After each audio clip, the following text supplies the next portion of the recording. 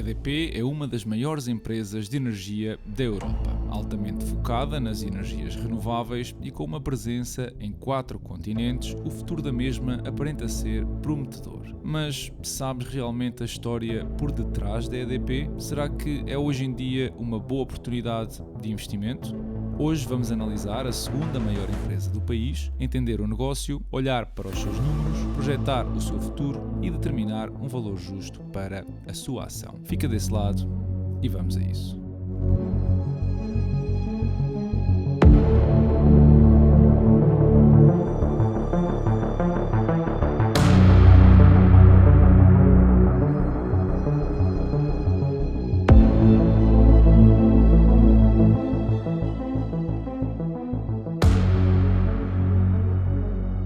A 26 de dezembro de 1944, o Estado português aprovou a Lei da Eletrificação Nacional. A ideia era levar a todos os habitantes do nosso país a magia da lâmpada e do interruptor, algo que veio alterar substancialmente o contexto social da época.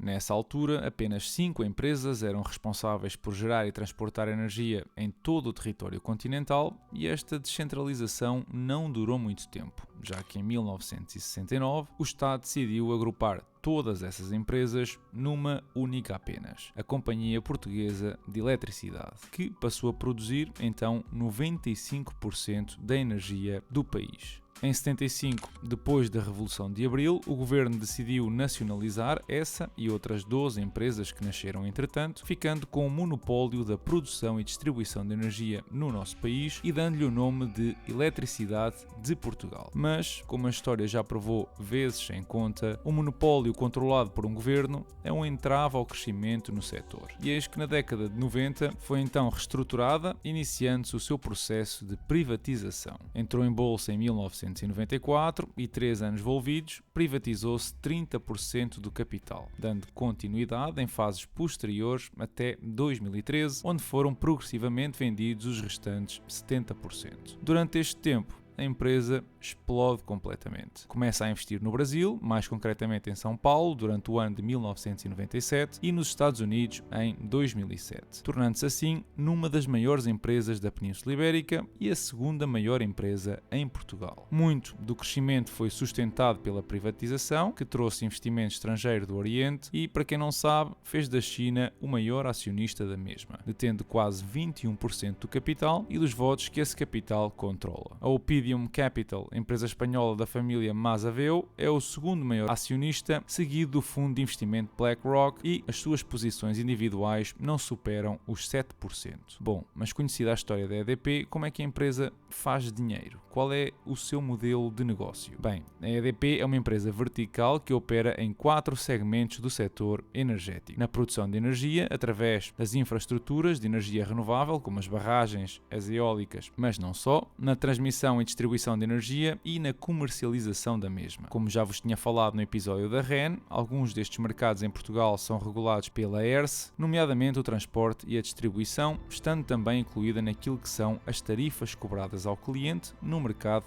regulado da energia, quer na produção elétrica, quer no setor a gás, onde a EDP também é distribuidora. Isto é importante porque a atividade regulada da empresa está limitada no seu crescimento ou na rentabilidade pelas fórmulas que a ERSE vai atualizando com respeito aos ativos da EDP nesses segmentos. A empresa tem presença em 4 regiões geográficas e a sua operação está sobretudo dependente da produção de energia renovável e apenas 1/3 está associada à transmissão e distribuição. Esta operação divide-se em 3 segmentos. O segmento das renováveis, onde a EDP tem em 2023 22 gigawatts de potência instalada, com 4 ainda em construção e que na maioria estão nos Estados Unidos. Redes de eletricidade, o tal transporte e distribuição, com mais de 381 mil km de rede e 85 terawatts distribuídos. Aqui a distribuição é relativa apenas a países como Portugal, Brasil e Espanha, com Portugal naturalmente a representar a maior extensão de rede dos 3. E por fim, o segmento de clientes e gestão ou comercial, onde estão mais de 5 gigawatts de capacidade instalada e mais de 9 milhões de clientes entre a eletricidade e o gás natural. Já este ano a empresa juntou o segmento das renováveis e dos clientes, pelo que tecnicamente os resultados são apresentados apenas em dois segmentos. Estes segmentos geraram um EBITDA de quase 4 mil milhões de euros nos primeiros 9 meses deste ano e 1.000 milhões de euros em lucros líquidos neste mesmo período.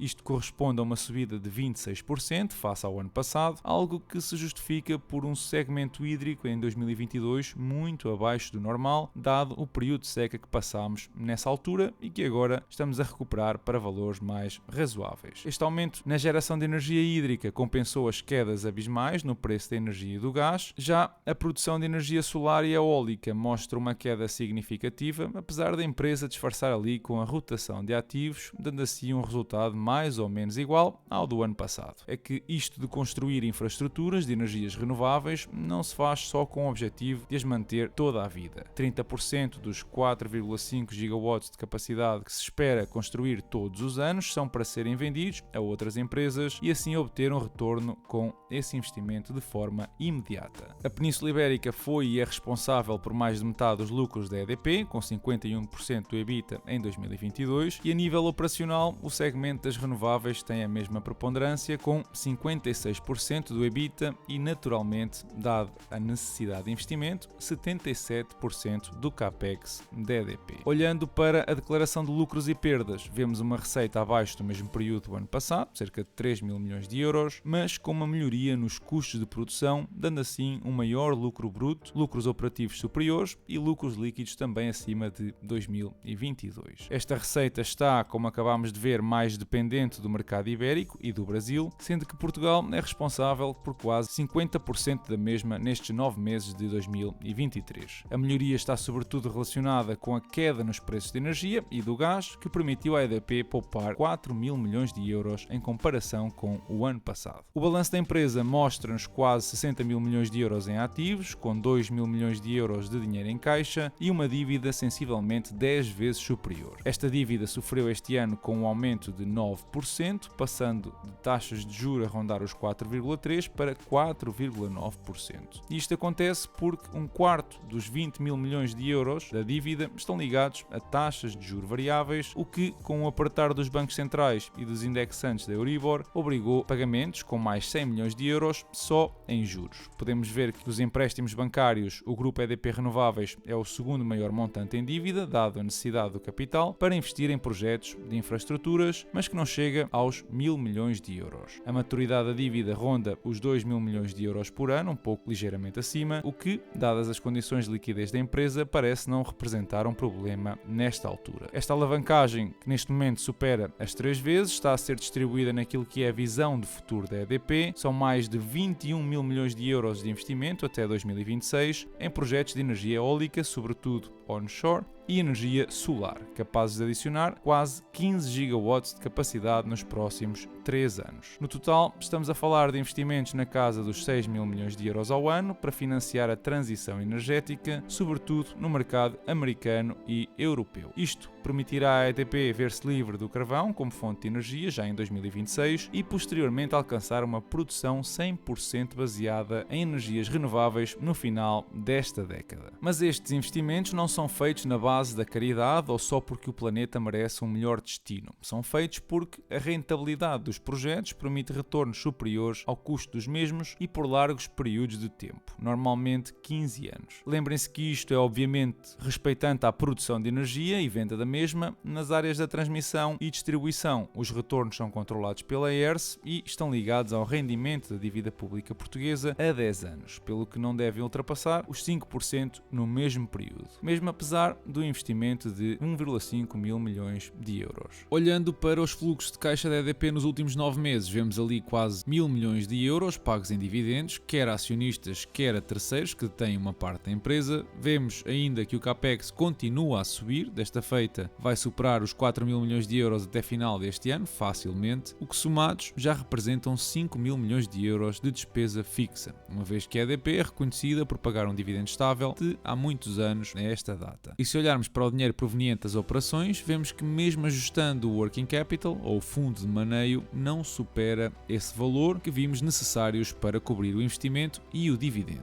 Daí vermos situações como o aumento de capital, onde conseguiu 2 mil milhões de euros, diluindo os seus acionistas e conseguindo assim alguma liquidez. Isso e a emissão de mais 1.000 milhões de euros em dívida deu alguma folga neste ano à EDP. Esta diluição deu-se ao mesmo tempo da empresa EDP Renováveis, que assim encolheu o próprio controle da EDP de 75% para 71%. Antes de passarmos à evolução histórica, quero mostrar-vos ainda que a maioria dos parques eólicos e solares da EDP está nos Estados Unidos. Aliás, é onde a empresa está a crescer mais rapidamente a sua base de ativos. Isto é importante porque, apesar de estares a investir numa empresa portuguesa, não significa que estás apenas exposto aos riscos políticos e económicos de Portugal. Bom, mas vamos lá então olhar para os números dos últimos 10 anos e perceber como é que tem sido a evolução da EDP, porque o vídeo já vai longo. É fácil perceber que a tendência negativa que a empresa trazia até 2020 inverteu e estes últimos 3 anos, a fazer justiça naquilo que são as estimativas para o resto deste ano, foram muito positivos. A receita mostrou um crescimento de 2% ao ano, o EBITDA de 3% e o lucro líquido de 0,5%. Não são valores que te fazem saltar da cadeira, especialmente este último, mas são positivos. O número de ações aumentou recentemente, como já tínhamos visto, e o dividendo está estagnado desde 2014. As métricas de performance não são nada por aí além, com um ROIC preso àquilo que são os retornos mistos do negócio da produção e do negócio regulado, e a alavancagem tem vindo a reduzir-se ao longo do tempo, estando agora inferior às 4 vezes, mas não porque o montante da dívida tenha diminuído, senão que devido ao crescimento do EBITDA. Outro ponto a terem atenção é que nem todo o CAPEX que vimos ali atrás, na declaração de fluxo de caixa, é relativo a despesas de manutenção. É necessário dividir e retirar aquilo que é a componente utilizada para investimentos nas tais infraestruturas, que, como veem aqui, é a grande maioria. A EDP poderia perfeitamente não investir e gerar fluxos de caixa livres estáveis e que cobrem facilmente o dividendo, mas muito dificilmente conseguiria crescer a partir daí. É que lembrem-se que os lucros permitidos pela ERSE estão ligados diretamente aos ativos físicos da empresa e, aumentando os ativos, a EDP consegue aumentar a fasquia dos lucros permitidos e isto gera um incentivo para o investimento na transição energética, beneficiando todos os envolvidos, incluindo nós, os portugueses. Os fluxos de caixa livres este ano devem mesmo ser negativos, já que a empresa viu um ajuste na base de ativos regulados, derivado de um acerto com as receitas no ano passado. Ok, mas então vamos tentar prever o futuro desta empresa para a próxima década. E começamos por projetar o EBITDA. Ora, segundo a própria EDP, esta espera crescer o EBITDA até 2026 a 6% ao ano e os lucros líquidos a 13% ao ano. Apontam mesmo para um EBITDA em 2024 de 5,3 mil milhões de euros e 5,7 mil milhões em 2026. Depois disso, dou continuidade com crescimentos que resultam num valor composto anual entre os 3% e 4%, ligeiramente ali acima da média histórica. O que, dados os múltiplos entre as 6 e as 8 vezes, nos aponta para um preço de 6,5€ daqui a 10 anos. Esta valorização representa pouco mais de 3,5% ao ano. Olhando para os fluxos de caixa dos acionistas, o processo é um pouco mais complexo, dado que a empresa inflacionou com dívida os mesmos em 8 dos últimos 10 anos. E parece que vai continuar assim pelo menos até 2026. Ora, assumindo que a empresa daqui a 10 anos está a gerar os mesmos fluxos de caixa por ação que conseguiu em 2021, então, mesmo assim, a ação deveria estar atualmente perto dos 6€. Isto vai mais ou menos de encontro à análise dos analistas que seguem a empresa e que apontam um preço-alvo para os próximos meses, precisamente nesse intervalo. Significa isto que a empresa é uma boa oportunidade de investimento nesta altura? Bom, com base nestas premissas, sim, mas existem aqui alguns riscos associados que não podes descurar. A EDP tem uma enorme fatia dos seus lucros provenientes de energias renováveis, o que a expõe a casos onde as fontes de energia não se comportem como esperado. A escassez hídrica de 2022 em Portugal foi um aviso à navegação e outro risco é a exposição crescente ao Brasil. É positivo que a empresa consiga ampliar a cota de mercado no país do samba, mas por outro lado aumenta a exposição ao real que, se olharem para o gráfico, não tem feito outra coisa que não desvalorizar face ao euro. Por outro lado, o negócio regulado em Portugal e no Brasil dão alguma segurança e proteção nos lucros, independentemente da inflação, e outro ponto positivo é poder estar exposto também à EDP Renováveis, que, como vimos, a EDP detém 70% 91%. Mais um ponto a salientar é a exposição que a empresa tem ao preço da energia, sobretudo com tanta concorrência no mercado ibérico. Reparem que o grosso da produção elétrica da EDP vem da energia eólica e, a julgar pelos dados de 2023, só o Brasil é que cresceu nesta produção. Não estou a falar na capacidade instalada, estou mesmo a mencionar a produção de eletricidade, que este ano está quase 11% abaixo do que foi capaz de fazer no ano passado. Ora, com menos produção e uma dependência pesada nas componentes eólicas e hídricas e os preços a normalizar, tudo isto não são propriamente ventos a favor do crescimento. A somar a um mercado português onde a EDP continua a perder cota de mercado, quer no abastecimento de eletricidade, quer de gás natural, a salvação acaba mesmo por ser explorar a produção de energia noutras geografias com apoios estatais, é muito importante, e incentivos à rotação de ativos. A nível da análise técnica, a EDP tem estado a consolidar desde finais de 2020 e está neste momento num ponto de inflexão onde vai cair pelo menos até aos 4 euros ou, na pior das hipóteses, até aos 3,65 euros. Ambos seriam pontos de entrada muito interessantes, estás a pensar no longo prazo, digamos 1 ou 2 décadas, porque eu acredito que exista valor neste projeto. Mas não confies em mim. Se olhares para os últimos 10 anos, vês que a EDP superou a mesma performance do S&P 500, que, ao incluir os dividendos, conseguiu 255% contra os 223% do S&P 500. Portanto, na minha opinião, é esperar que a análise técnica aqui se alinhe com a otimização da análise fundamental e abrir potencialmente uma posição. Mas, como sabes, gostava de saber a tua opinião, assim que partilha a mesma na caixa de comentários. Antes de passarmos à análise da semana, quero mostrar-vos a situação do nosso país no que respeita ao consumo energético. O nosso país em 2023 leva um consumo de mais de 46 mil gigawatts de eletricidade, no entanto, desses apenas conseguimos produzir internamente 84%, tendo de recorrer à importação de energia para o que falta. A parte positiva é perceber que de toda esta energia que produzimos, mais de 70% provém de fontes renováveis, com destaque para a eólica, que é a que contribui mais entre todas as outras. Reparem que toda a produção renovável que temos alcança a cobrir pouco mais de 60% do consumo que exigimos e sabem onde é que esta métrica nos coloca enquanto país? Nos 5 melhores países da Europa nesta matéria. Se tantas vezes nos queixamos do que está mal, desta vez é de salientar a posição de liderança do nosso país na transição energética. E se és daqueles que pensa que isto da transição energética é uma piada, porque a China e os Estados Unidos juntos emitem mais CO2 de combustíveis fósseis de que todos os outros países combinados, lembra-te de que per capita a diferença não é assim tão grande e, obviamente, com a exceção da China, todos estamos numa trajetória descendente precisamente devido a esta evolução e estes investimentos de empresas como a EDP. Esta semana os principais índices mundiais fecharam maioritariamente no verde, com alguns índices europeus a não conseguir atingir essa meta. Vimos também Angola sair da OPEP e é menos um produtor a ser controlado pelo cartel, o que contribui de certa forma para fazer cair o preço do petróleo nos mercados internacionais. 1 milhão de barris por dia não é uma quantidade significativa nos mais de 80 milhões que são produzidos diariamente, mas pode ser a primeira dissidência de países que pertencem à OPEP e não estão satisfeitos com as cotas que lhes são assignadas. No abrandamento económico por cá, vimos ainda o número de trabalhadores em layoff atingir o maior valor de sempre, superando mesmo aquilo que aconteceu durante a pandemia. Péssimas notícias para a economia portuguesa. Por outro lado, quem tem ações da Greenvolt recebeu ótimas notícias nesta semana e vai muito provavelmente receber 8,30 € por cada uma das ações que detém, que é precisamente o valor oferecido pela americana Kohlberg Kravis Roberts. A concretizar-se este negócio, a Greenvolt sai de bolsa e o nosso PSI passa de 16 para apenas 15 empresas. Destaque ainda para mais um livro, entrega a um patrono mesmo antes do Natal, e aqui ficam os meus parabéns ao vencedor. O portfólio fechou a semana nos 36% de valorização e recebeu até agora 91 $91 em dezembro, a caminho de bater o recorde de setembro passado. E é tudo por hoje. Já sabem que podem apoiar o canal deixando o vosso like se gostaram do episódio, partilhar a vossa opinião na caixa de comentários, seguir-me no Instagram e no Patreon, onde tenho mais análises exclusivas, e obviamente subscrever aqui no YouTube. Eu desejo-vos uma excelente semana e um Feliz Natal.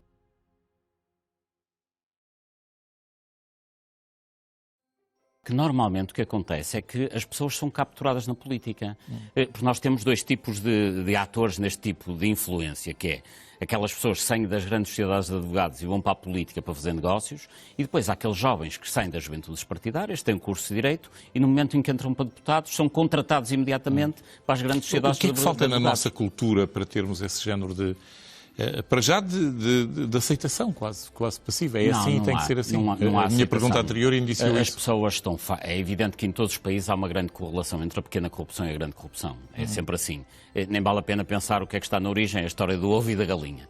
Agora, o que é facto é que a pequena corrupção vai surgindo e vai se disseminando porque as pessoas veem que há uma grande corrupção. Aliás, há um ditado português que diz ou há moralidade ou comem todos. E se as pessoas verificam que a política se transformou numa grande central de negócios, que parte da atividade política se destina a carregar recursos do Orçamento de Estado para os grandes grupos económicos, é evidente que os que estão nas pequenas repartições acabam por beneficiar dos 50 euros ou dos 100 euros.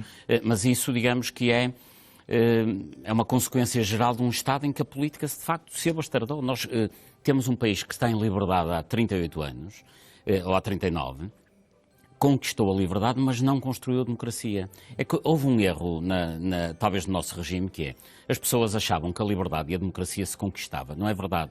A liberdade conquista-se, mas a democracia constrói-se.